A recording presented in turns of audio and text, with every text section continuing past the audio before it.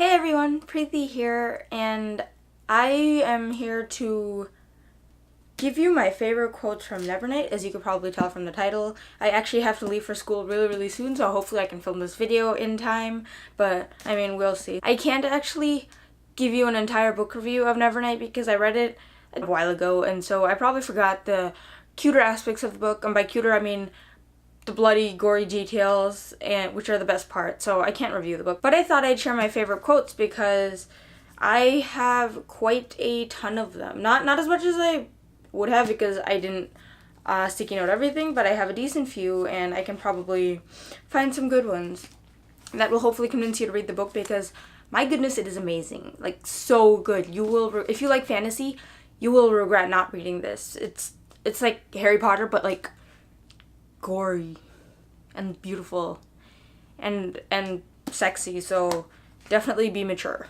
Like, I know it's a YA book, but that's only because of the characters' ages, so definitely be a mature reader. Definitely be okay with harsh language and explicit body part naming and what to do with those body parts, and yeah, that's in the book, so just beware. That's my warning. Alright, first one is, of course, the one that everybody already knows. Never flinch. A cold whisper in your ear. Never fear, and never ever forget. I love it. I love it all. Okay, what is this one? Ooh, the brighter the light, the deeper the shadows. Oh, this one, I wasn't actually sure whether or not I wanted to bookmark it because, again, the language. I'm not even sure if you can say these words on YouTube. I'm actually not even sure if these words would come out of my mouth if I tried saying it out loud, so we'll skip that. But it's a very nice and feminist couple of paragraphs, so if you have the book or have already read the book and you want to know what I'm talking about, page 60, the fourth full paragraph on the page, the beginning of that, yeah, if you're curious, you can check that out. Oh, this. If you are a reader, which obviously you are because you're watching me talk about books, you will adore this, and this is coming from a librarian. Listen, girl, Ayla sniffed. The books we love, they love us back. And just as we mark our places in the pages, those pages leave their marks on us. I can see it in you, sure as I can see it in me. You're a daughter of words, a girl with a story to tell.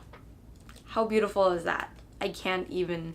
This book, it's so perfect. If you're a reader and a fantasy lover, you will love it. Okay, that's kind of an inner joke. Let's skip that. What is this? Oh, okay, that was me mentioning that LOL, why is this YA? If you like Throne of Glass, I think you'll enjoy this.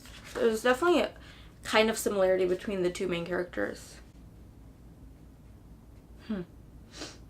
This is kind of sexual. Barely, it's fine.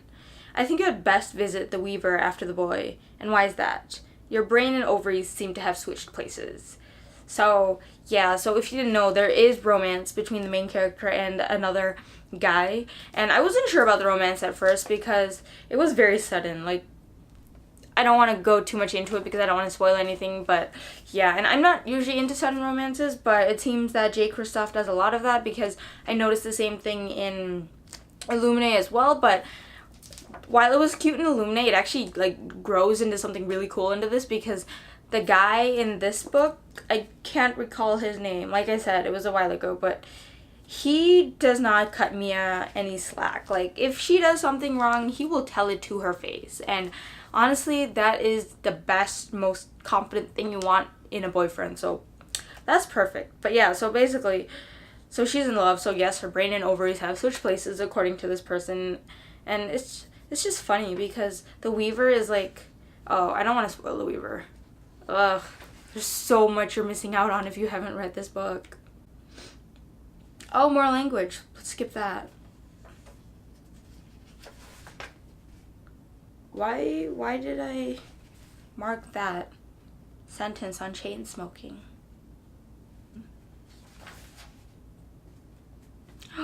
This was such a cute scene, but I can't share it because it's major and it's an entire scene. Oh, that's another scene too. Oh gosh. Here's a little spoiler. If you're watching this, you've probably already read the book, so we should be good, but the whipping scene from Outlander, you guys know what I'm talking about? Oh gosh, there's one in this book too. So yeah. Ugh. So freaking powerful. In probably not in a good way. And the sacrifices, kindness should reap kindness. That's a cute one. Especially for the content of this book. And here I will give you one paragraph of awesomeness and fighting because yay. I'll skip to the good parts. The whole inner being, emotional. Okay. A few thought her something from the abyss. Some demonic servant of Naya set on the trail. Others mistook her for a horror from the Whisper Wastes, a monstrosity spat into being by twisted magics. But as she wove and swayed among them, blades whistling, breath hissing, the swiftest among them realized she wasn't a daemon, nor a horror, but a girl. Just a girl. And that thought terrified them more than any daemon or horror they could name. Like, how amazing is that? This book is so forward and feminist. It's not even forward, because being feminist isn't forward, it's just feminist, and I love it. That's what I love about fantasy. There's so much fantasy out there where the girl is just kick butt, and yes, I'm thinking of throwing a glass in this right now, but my gosh, it's beautiful. Oh, I love this. Also kind of an inside joke.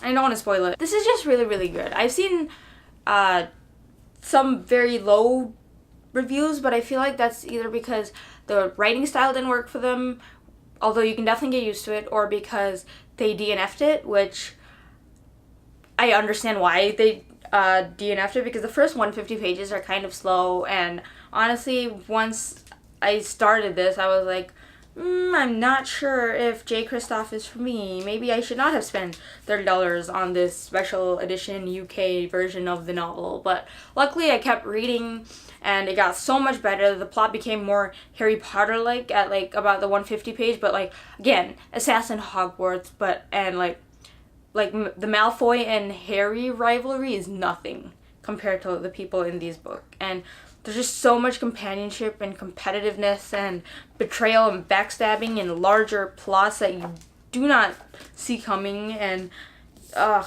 so much drama. I love it. I love it. I wish this was like a 7-book series like Harry Potter, but I'm pretty sure it's only a trilogy. It's just very, very sad. I have to go now, but definitely read this book. And I know one of the major complaints of this book was that there are a ton of unnecessary footnotes at the bottom, like here, I don't know if you can see, and so it's definitely not necessary, and I feel like it's just supposed to be a kind of like dry amusement kind of thing, which it does work, but like this is a huge footnote. This entire thing right here is a footnote, so yeah, so that's not always the best thing, but definitely provides information, and I'm sure if you wanted to, you could skip it, but that's my only complaint with the book, and it still makes it more interesting, and which is always a good thing. Please read this book. I hope you enjoyed those quotes. I know they weren't that great, and if you didn't read the book, you probably had no idea what I was saying, but the entire purpose of this video was just me saying, get this book. I'm gonna head off to school now. Don't forget to subscribe down below for more videos. Like this video if you liked it. Comments, I'm always happy to hear them, and thank you for watching.